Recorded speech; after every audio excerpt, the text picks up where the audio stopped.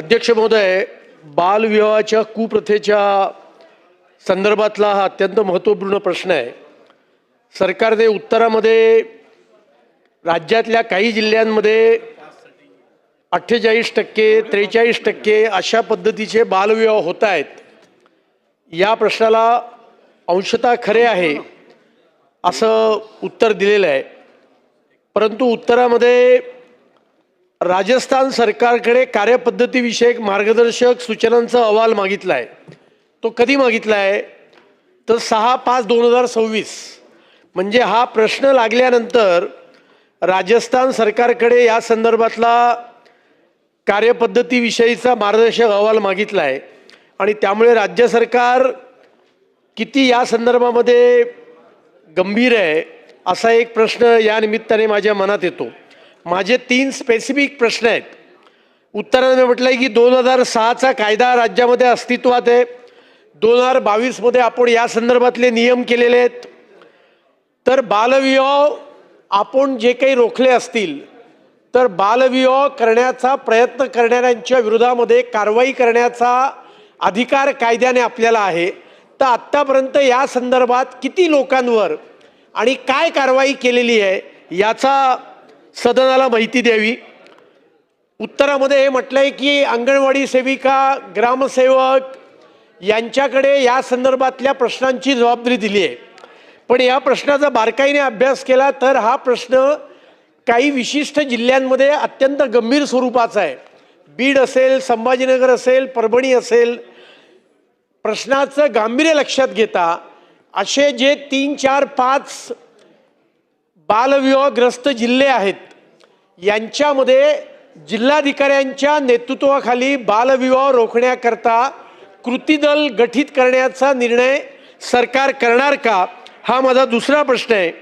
आणि सरकार ज्या काही योजना करतंय याच्यामुळे आत्तापर्यंत किती बालविवाह रोखले गेलेत याची माहिती सुद्धा सरकारने द्यावी, असे माझे 3 प्रश्न आहेत।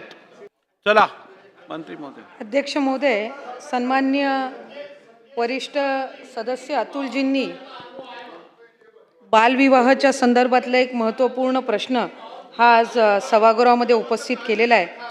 खरं तर अध्यक्ष महोदय, राष्ट्रीय कुटुंब आरोग्य सर्वेक्षणानुसार 2019 ते 21च्या कालावधीमध्ये त्यांनी सर्वेक्षण केलेलं होतं। त्यामध्ये साधारणपणे भारतामधली बालविवाहांची टक्केवारी ही 23.3 आणि महाराष्ट्रातली टक्केवारी ही 21.9 ही भारताच्या सरासरीपेक्षा त्या ठिकाणी त्या सर्वेमध्ये कमी होती। 2023-24 मध्ये पुन्हा एकदा त्यांनी काही ठराविक जिल्ह्यांचं सर्वेक्षण केलं आणि त्याच्यामध्ये भारतातला जो ॲव्हरेज आहे तो साधारणपणे 20.1% आणि महाराष्ट्रातला जो आहे तो 2019-21च्या तुलनेमध्ये घटून तो म्हणजे बालविवाह होण्याच्या प्रमाणाच्या संख्येमध्ये घट होऊन तो 19.60% आला।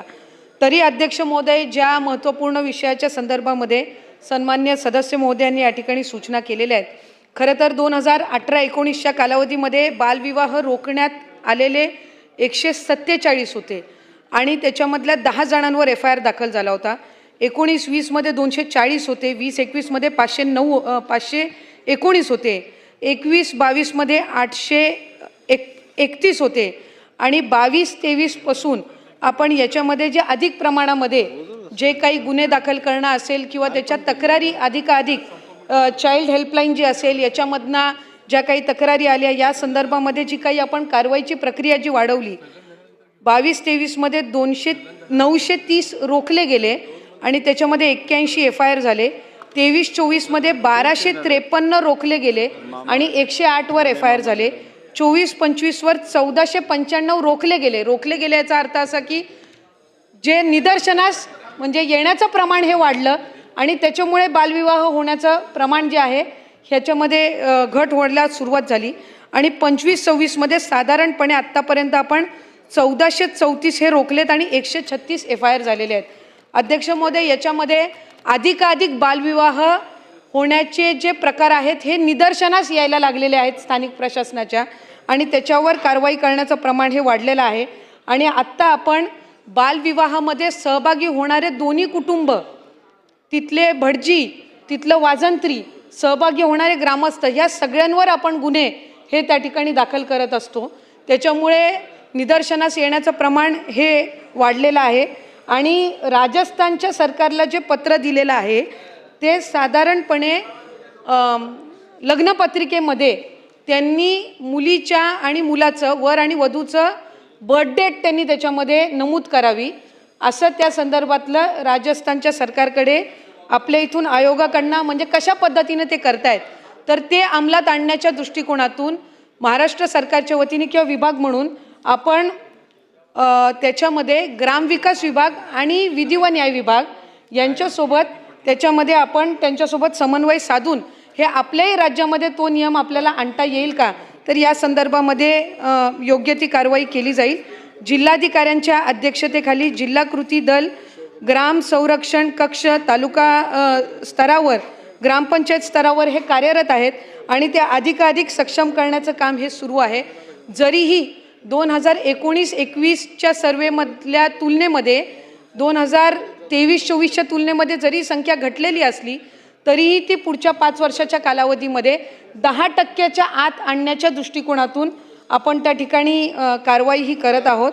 आणि जे संबंधित 6 जिल्हे आहेत ज्याच्यामध्ये ह्या सर्वेक्षणाने अधिकाधिक लक्ष केंद्रित करण्याच्या दृष्टिकोनातून इंडिकेटर्स दिलेले आहेत तर त्याच्यामध्ये उपाययोजना करण्याच्या दृष्टिकोनातून तिथं मायग्रेशनचं प्रमाण जास्ती असल्यामुळे तिथं बालविवाहाचं प्रमाण म्हणजे खासकर बीड असेल, मराठवाड्यातला ऊसतोड कामगार असतील तर तिथं मायग्रेटिंग ज्या वेळेला तो पिरियड असतो त्यावेळेला बालविवाहाची संख्या ही जास्ती प्रमाणात असते.